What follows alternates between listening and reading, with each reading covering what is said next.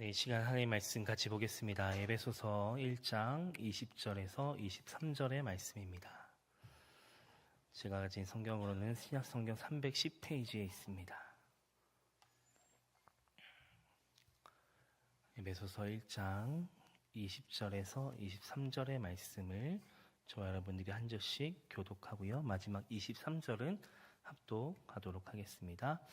그의 능력이 그리스도 안에서 역사하사 죽은 자들 가운데서 다시 살리시고 하늘에서 자기의 오른편에 앉히사 통치와 권세와 능력과 주권과 이 세상뿐 아니라 오는 세상에 일컫는 모든 이름 위에 뛰어나게 하시고 또 만물을 그의 발 아래에 복종하게 하시고 그를 만물 위에 교회의 머리로 삼으셨느니라. 교회는 그의 몸이니 만물 안에서 만물을 충만하게 하시는 이의 충만함이니라. 아멘. 이는 하나님의 말씀입니다. 우리 앞뒤 좌우에 있는 분들과 이렇게 얼굴을 보며 인사하면 좋겠는데요. 하나님의 전신갑주를 입고 한 주간 영적 전쟁에서 승리하셨습니까? 라고 인사하면 좋겠습니다. 하나님의 전신갑주를 입고 한 주간 영적 전쟁에서 승리하고 오셨습니까? 네, 긴 인사말을 나누셨는데 어떻습니까? 영적 전쟁을 잘 치르고 오신 것 같으세요? 아니면은 무너지고 오신 것 같습니까? 네, 우리가 언제나 우리의 삶에서 찾아오는 그 영적 전쟁이 있다라는 것을 잊지 마시고 그 하나님의 전신갑주를 입고 나아가시는 저와 여러분들의 인생이 되시기를 간절히 소망합니다.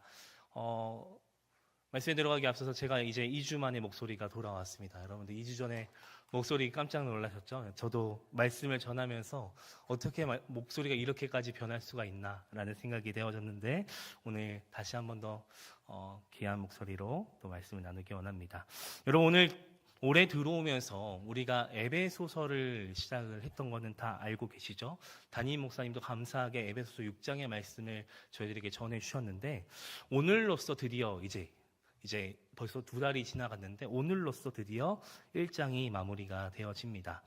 여러분, 근데 오늘의 말씀을 이해하려면 어디서부터 제가 시작을 해야 된다라고 2주 전에 말씀을 드렸습니까? 바로 15절에서부터 우리는 이 한 문맥 가운데 담겨진 의미를 살펴봐야 한다라고 말씀드렸어요.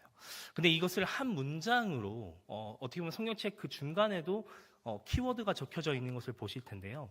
어떤 내용이 담겨져 있는지 아십니까? 바로 바울이 에베소 교인을 향해서 기도하는 장면이 바로 15절부터 23절까지 쭉 이어지게 됩니다. 여러분 거기에는 총 4가지의 기도 제목이 나오는데요. 첫째는 지혜와 계시의 영을 우리에게 알게 해주셔서 그 하나님을 알게 하시는 기도가 등장을 하죠. 그리고 두 번째는 우리의 눈을 밝히사 그 부르심의 소망이 무엇인지를 알게 해주시고, 그리고 셋째는 성도 안에서 그 기업의 풍성함이 무엇인지를 깨닫게 해주십니다. 마지막으로 넷째는 그의 힘의 위력으로 역사하심에 따라 믿는 우리에게 베푸신 그 능력의 지극히 크심이 어떤지를 우리를 통해서 알게 하시기를 원하는 그 기도를 드리고 있어요. 여러분 그 기도문 마지막에 나오는 4번째에 해당되는 하나님의 능력에 대한 그 부연 설명이 바로 오늘 우리가 함께 읽은 본문 9절입니다. 조금 한 줄로 설명을 드리면 뭡니까? 죽은 자를 살리시고 또 그를 모든 이름 위에 뛰어나게 하시고 모든 만물을 그 발 아래 두게 하시는 그 교회의 머리가 되게 하신다라는 능력을 우리에게 소개해주고 있죠. 여러분 그런데 능력의 마지막에 나오는 교회의 머리가 나오는데요. 그 교회의 의미를 오늘 본문 23절에서 함께 설명하고 있는 것입니다. 뭐라고 설명합니까? 그 교회는 만물 안에서 또 만물을 충만하게 하시는 이의 충만함이다라고 얘기를 하고 있죠. 여러분 15절에서 23절까지 한 기도문을 볼 때 간단하게 요약하면 이래요. 4개의 기도문으로 이루어졌지만 그 기도문 마지막에 나오는 그 하나님의 능력이 4가지로 나누어져서 설명을 하고 있다는 것이에요. 그리고 그 마지막에 나오는 교회의 머리에 대한 설명이 바로 23절에 등장을 한다는 것이죠. 여러분 그런데 몇몇 신학자분들은 이 마지막에 등장하는 23절의 말씀이 교회라는 것을 어떻게 아는 것이 하나님의 큰 뜻을 아는 것에 대한 힌트의 시작이 될 수도 있다라고 설명을 하는 신학자분들이 있다라고 합니다. 그렇기 때문에 우리에게는 그 교회라는 것이 우리에겐 절대적으로 필요하다라고 말을 전하는 것을 봤습니다. 여러분, 우리가 15절에서 23절에 담긴 네 가지의 기도 제목을 잠깐 보았는데, 사실 그 기도 제목은 지금 그 시대를 살아갔던 그 에베소 교인들에게 정말 받아들일 수 있는 기도 제목이었을까요? 사실 어려운 기도 제목이었어요. 어려운 기도 제목임에도 불구하고 사도 바울은 그 차디찬 감옥 바닥에서 그 에베소 교인들을 향해서 이렇게 기도했던 것입니다. 여러분, 그렇다면 왜 에베소 교인들은 이 기도에 담겨져 있는 의미를 왜 받아들이기 어려웠을까요? 그 당시 에베소 교인들은 지금의 우리처럼 하나님의 위대하심을 알 수가 있는 상황이 아니었어요. 왜냐하면 하나님 외에도 수많은 신들이 그들을 계속해서 둘러싸고 있었기 때문이에요. 그래서 그 말씀 자체가 받아들여지기 어려운 상황 가운데 있었던 것입니다. 그래서 그들은 신들 중에 신 한 명으로 그 하나님을 바라보았던 것이죠. 하나님은 나를 만나주시고 죽은 자를 살리신 능력까지는 알았어요. 그런데 유일한 신앙의 그 모습을 가지고 나아가지는 못했던 것입니다. 만물을 주관하시고 통치하시고 모든 신들 중에 유일한 신이라는 그 개념을 잡고 나아가기 어려운 시대 상황 가운데 그들이 놓여져 있었던 것입니다. 여러분, 다른 신들의 영역과 능력과 모습들과 잘 증거들로 인해서 혼란함이 찾아왔던 것이죠. 그렇기 때문에 하나님을 믿는다는 것 그 자체만으로도 그들에겐 너무나도 힘든 시간이었다는 것이에요. 그렇기 때문에 새로운 도전의 길을 사도 바울은 제시하고 있었던 것입니다. 여러분, 그런데 그들은 예수 그리스도의 능력과 이방인들을 믿었던 그 이방신들을 통하여 누리고 있는 것을 통해서 비교를 할 수밖에 없잖아요. 내가 예수 그리스도를 믿었을 때 받았던 그 축복과 또 이방신들을 통해서 얻었던 그 결과물들을 비교할 수밖에 없었어요. 그래서 그것을 비교하자니 절대적으로 나는 한 자리에 앉아 있을 수가 없다라고 생각했던 그들이었던 것이죠. 여전히 하나님을 믿고 나아갔지만 무엇입니까? 여전히 다가오는 유혹들이 있었던 것이에요. 그래서 에베소 교인들은 그들의 삶 가운데 계속해서 하나님의 능력에 대해서 고민할 수밖에 없었어요. 내가 하나님을 열심히 믿었는데 왜 나는 제자리인 것 같지? 저 이방신을 따라가면 너무나도 행복할 것 같아 보여서 그것을 또 따라갑니다. 그렇기 때문에 하나님의 능력이 얼마나 큰지에 대해서 우리는 잘 이해하지 못할 때가 있다는 것이죠. 여러분, 오늘 살아가는 우리도 마찬가지 아닙니까? 우리가 열심히 주일 성수를 잘합니다. 열심히 교회 봉사도 열심히 합니다. 그런데 우리 안에 이 구원의 부르심의 확실한 증거가 없으면 오늘 에베소 교인들과 똑같다라는 것이에요. 그 들려지는 소리에 흔들리는 모습들이 우리 안에 존재한다라는 것입니다. 여러분, 그렇기 때문에 이러한 상황 가운데 그렇게 해서 하나님께서 베풀어 주시는 그 능력이 이미 그들에게 충만하게 임하였음에도 불구하고 그런 상황 가운데 깨닫지 못하고 나아가고 있는 그 에베소 교인들에게 오늘 본문 20절에서 22절의 말씀을 하나님의 능력을 이야기하고 있죠. 우리 20절에서 22절의 말씀을 다시 한번 읽어보겠습니다. 시작. 그의 능력이 그리스도 안에서 역사하사 죽은 자들 가운데서 다시 살리시고 하늘에서 자기의 오른편에 앉히사 모든 통치와 권세와 능력과 주권과 이 세상뿐 아니라 오는 세상에 일컫는 모든 이름 위에 뛰어나게 하시고 또 만물을 그의 발 아래에 복종하게 하시고 그를 만물 위에 교회의 머리로 삼으셨느니라. 아멘. 여러분, 뭐라고 합니까? 모든 만물을 그의 발 아래 두셨고 또 모든 이름 위에 뛰어나게 하셨고 또 교회의 머리에 되어주신다라고 하나님의 능력에 대해서 설명을 하고 있죠. 하지만 제가 조금 전에도 설명을 드렸지만 이 말씀이 그 에베소 교인들에게 와닿지 않았던 것이에요. 여러분, 사실 지금 우리 이 자리에 있는 우리들도 이 말씀이 얼마나 많이 와닿고 계십니까? 이유는 하나님의 능력은 만물을 그 발 아래에 두신다라고 말을 했는데 에베소 교인들은 어떻습니까? 만물 아래 지배당하는 삶을 살았기 때문에 그 말씀이 전혀 들리지 않았던 것이에요. 여러분, 우리도 마찬가지예요. 우리가 이 땅을 살아가면서 어떻게 하면 잘 살 수 있을까 고민합니다. 어떻게 하면 더 덜 고생하며 살 수 있을까도 고민하죠. 어떻게 하면 더 행복한 삶을 꾸리며 나아갈까? 행복한 가정, 행복한 연인을 만나서 미래를 꿈꾸며 나아갑니다. 여러분, 그 미래를 꿈꾼다는 거에 대해서 제가 부정적인 설교를 하는 것이 아니에요.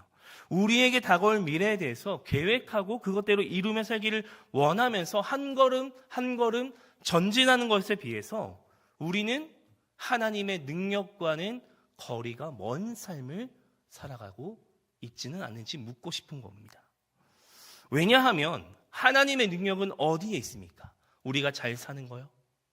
우리가 행복한 거요? 아니라는 것이에요. 어디에 있습니까? 예수 그리스도의 죽음에 있고 부활에 있다라고 우리에게 바울은 소개해주고 있어요. 여러분, 우리의 삶뿐만 아니라 우리의 신앙의 관심도 마찬가지라는 것이죠. 하나님의 내적 능력에 관심이 있는 것이 아니라 외적 능력, 즉 겉으로 드러나는 것에만 우리는 유혹될 때가 있어요. 관심이 많을 때가 있죠. 그래서 우리는 성경을 읽을 때나 예수 그리스도를 믿을 때 말씀에 초점을 두는 것 같아 보이지만 어떻습니까? 예수님이 보여주신 그 기적에만 내가 맞는 그 말씀만 들으려고 할 때가 있다라는 것이에요. 요즘 우리가 사는 이 세상에는 더욱 이 기적들조차 전혀 관심이 없어요. 이 기적이 없어도 우린 잘 살아갈 수 있거든요. 이러한 말씀의 위대하심이 없어도 우리의 능력으로 잘 살 수 있을 거라 생각하거든요. 물론 맞습니다. 우리는 이미 잘 살고 있죠. 그런데 우리는 하나님께서 우리를 하나님의 자녀 삼기 위해서 여러 모습으로 찾아오셨음에도 불구하고 우린 여전히 내 입맛에 맞는 것만 먹으려고 한다는 것이 있다는 것이에요. 여러분, 이 모습이 바로 에베소 교인들의 모습과 똑같다는 것이에요. 그래서 그들에겐 하나님의 능력이 전혀 와닿지 않았던 것이죠. 너무나도 귀한 은혜의 말씀을 전하였음에도 불구하고 그 기도가 그들에겐 다가가지 못했던 것입니다.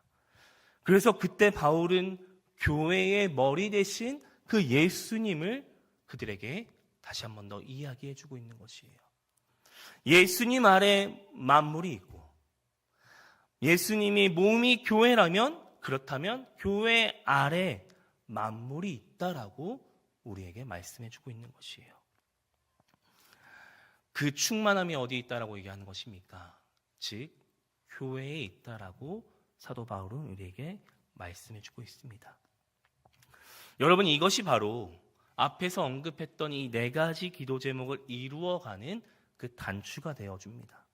그래서 우리가 교회를 이해한다는 것, 교회를 설명한다는 것은 부연적으로 보여지지만 굉장히 중요한 설명이 필요하다는 것을 깨달아야 해요. 우리는 누구를 통해서 어디에서 그것을 깨닫게 된다는 것입니까? 교회를 통해서 그 하나님의 능력을 깨달을 수 있다라고 말을 해주고 있는 것이죠. 그리고 더 나아가서 우리가 알아야 하는 이 세상의 질서를 이 교회 안에서 깨닫게 해주신다라는 것이에요. 질서가 뭡니까? 모든 만물이 예수 그리스도 발 아래에 있는 것이에요. 예수 그리스도보다 위에 있는 것이 없다라는 것을 우리가 그 질서를 배워갈 수 있다는 것이에요. 그 이유는 교회를 통해서 하나님의 일하심이 드러나기 때문이에요. 교회가 하나님의 충만함으로 임재되는 곳이기 때문에 우리는 이 교회를 통해서 그것을 위대하다라는 것을 깨달으며 나아갈 수 있는 것입니다. 여러분, 그렇기 때문에 우리를 그 시작점으로 교회로 불러주셨고 또 우리를 각자의 교회로 세워주셨다는 것이에요. 그렇다면 우리는 이제 교회의 비밀을 알아야 되지 않겠습니까?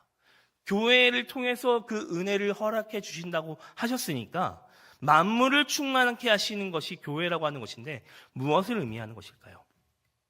여러분, 우리가 앞에서 계속해서 언급해오는 말처럼 키워드가 있죠. 풍성함, 충만함, 능력, 이러한 단어들을 생각할 때 어떠한 생각을 먼저 떠오릅니까? 하나님의 말씀의 위대하심을 먼저 생각하십니까? 사실 아닐 때가 있죠. 창조하신 그 하나님의 말씀을 먼저 떠오르게 됩니까? 아니에요. 우리는 먼저 그 위대함이 아닌 세상의 위대함을 더 관심을 가질 때가 있어요. 돈과 명예와 부와 등 이 세상에서 우리가 편안하게 살아가려고 하는 그것을 찾아가려고 하는 나아가는 우리의 연약한 모습들이 있습니다. 그래서 우리는 단순히 교회에 나와서 기도할 때 우리의 간절한 마음을 담아드리는 기도 가운데 제일 많이 드리는 기도가 뭡니까? 앞에 놓여져 있는 문제들, 그리고 해결되지 못하는 어려움들을 위해서 기도할 때가 있죠.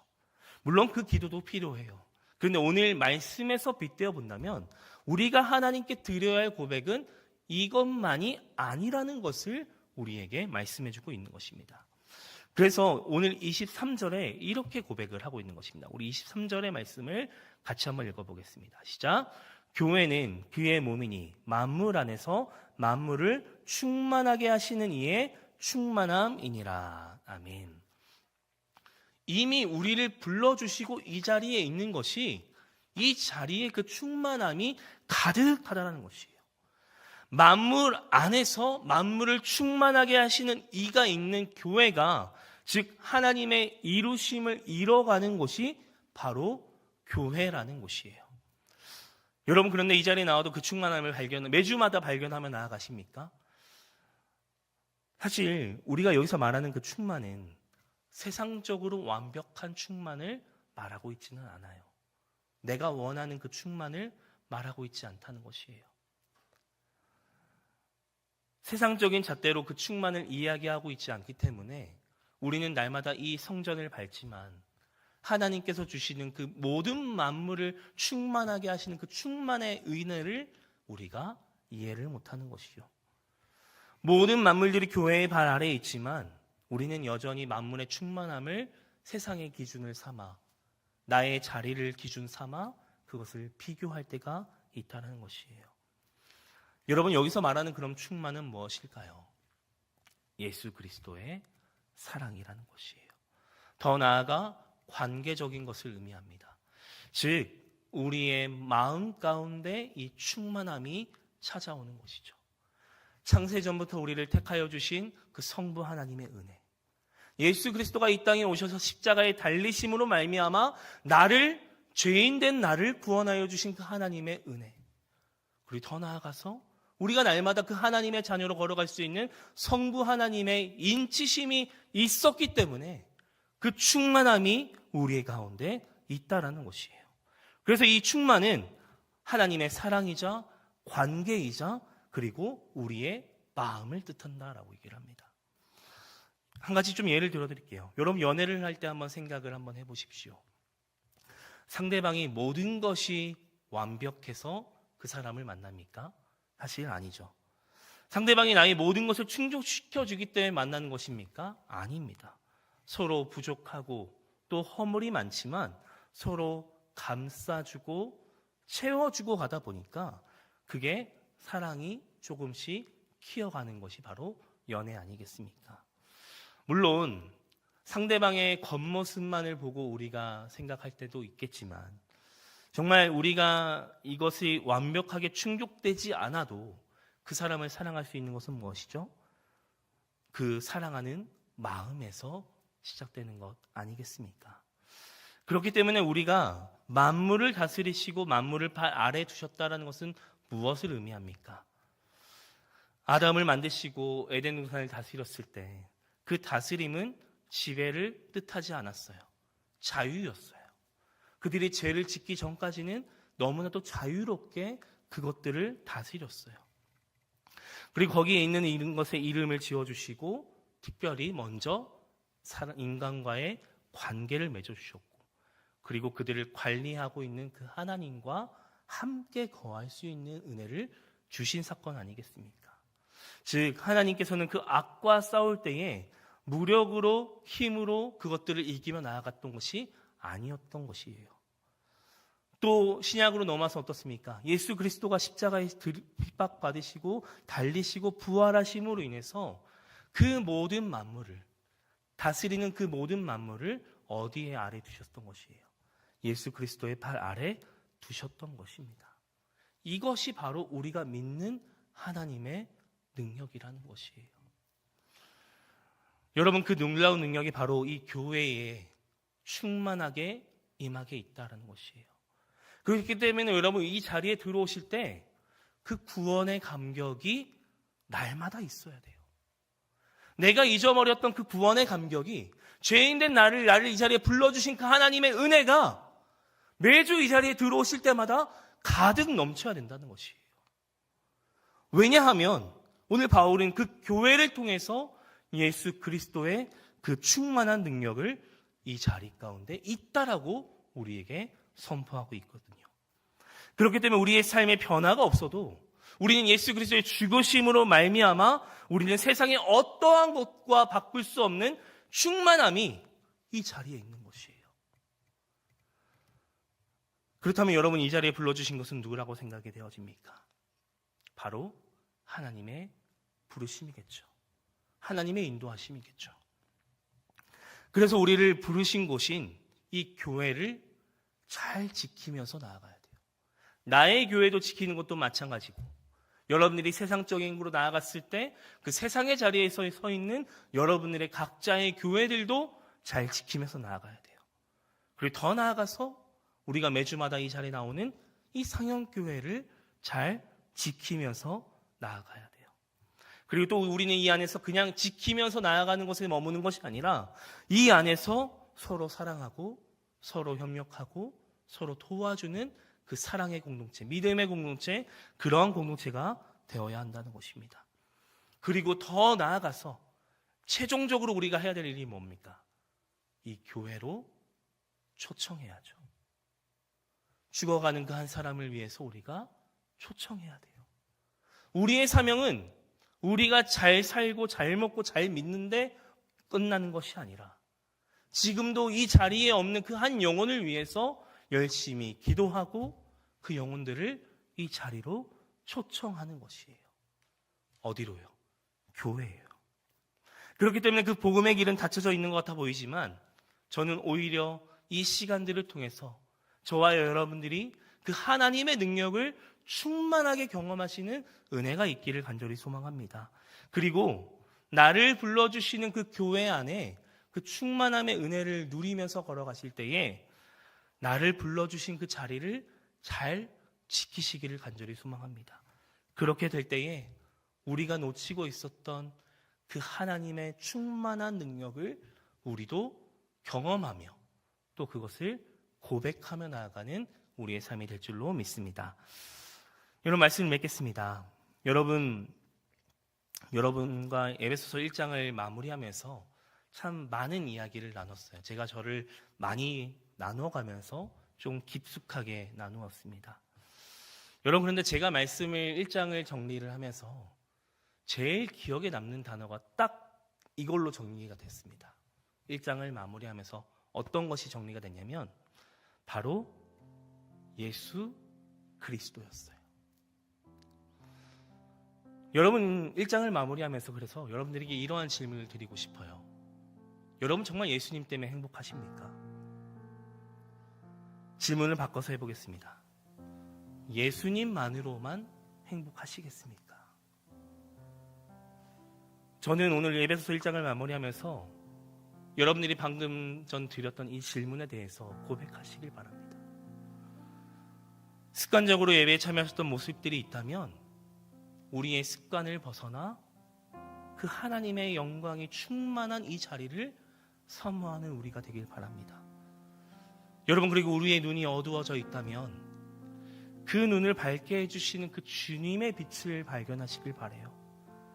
그리고 우리를 불러주신 이 교회에서 그 걸음을 잘 걸어가시길 바랍니다. 한 성도로서, 한 지체로서, 교회의 한 지체로서 한 걸음 한 걸음 나아가십시오. 그리고 사랑하는 교회를 위해서 열심히 섬기며 사랑하며 또 지어진 직분들을 잘 감당하며 나아가는 저 여러분들이 되시길 바랍니다. 여러분, 예수님 믿어서 우리의 모든 삶이 변하는 것은 아닐 거예요. 화려한 인생으로 나아가는 것도 아닐 겁니다. 그런데 여러분, 오늘 1장을 마무리하면서 우리가 이 자리에 있는 그 이유,